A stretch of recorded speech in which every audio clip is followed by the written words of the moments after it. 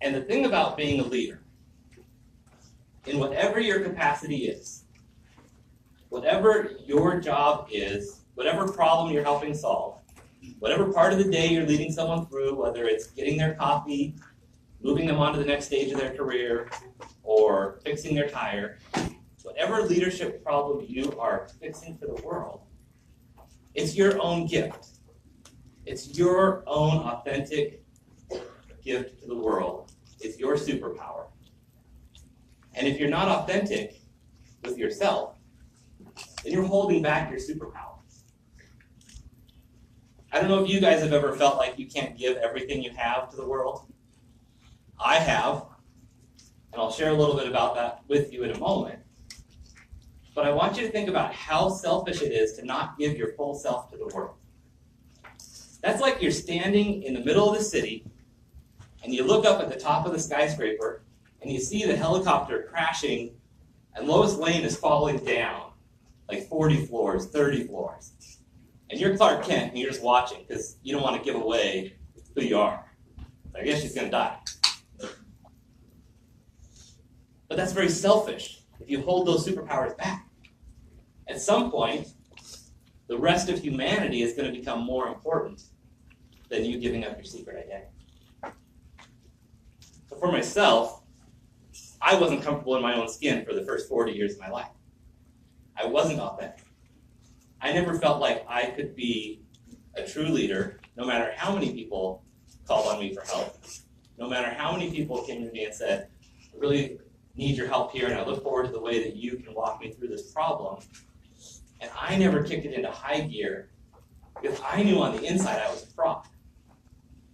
Because I was never comfortable telling the world that I was gay.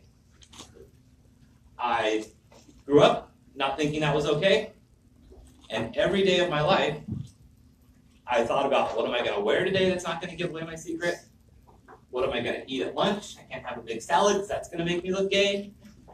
I can't wear certain clothes because they're going to make me look too stylish. I don't want to have too much of a personality because that's going to be too gay. I'd go to bed at night afraid that I might talk in my sleep and my wife would know I'm gay. Like all day long.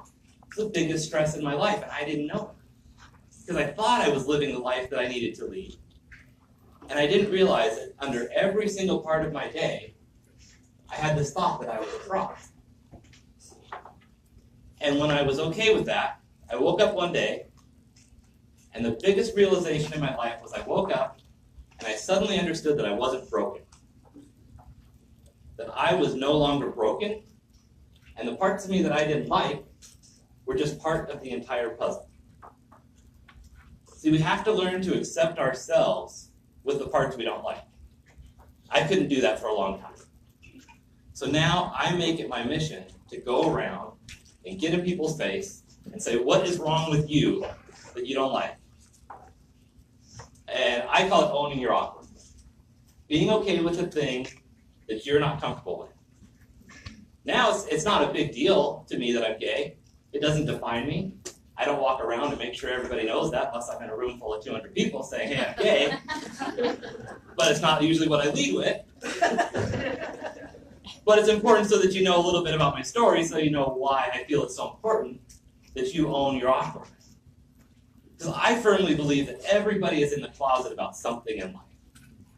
Like, it could simply be that you don't like the snow and you live in Wenatchee. Or you like black licorice and that's not cool with all your friends. Whatever it is, there's a moment where you don't feel okay with it.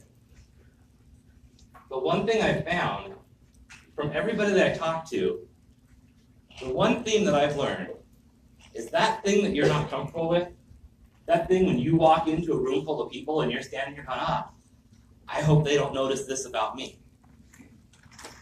Usually that is the reason why people love you. You walk into a room and you feel old and you feel like you might not bring something to the table in a new technology-ridden world. And the rest of the room is looking at you going, I love that guy. He's a breath of fresh air. He's got so much experience. And we're self-conscious about it. And you know what else? Someone is across the room equally as self-conscious, because they feel too young. They feel inexperienced.